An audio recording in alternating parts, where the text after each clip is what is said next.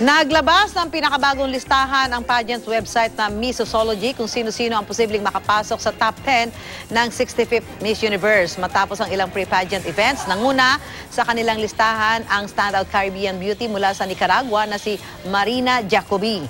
Pumangalawa naman ang pambato ng Thailand na si Shalita Swansani.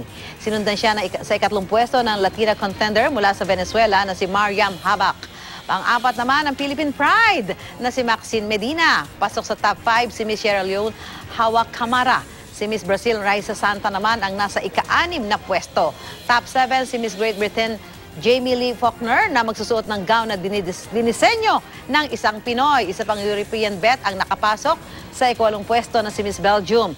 Ika-9 naman sa listahan si Miss Barbados. Nasungkit naman ni Miss Mexico ang ika-10 pwesto. Binoto ng mga miyembro ng Missosology sa buong mundo ang mga nakapasok sa listahan.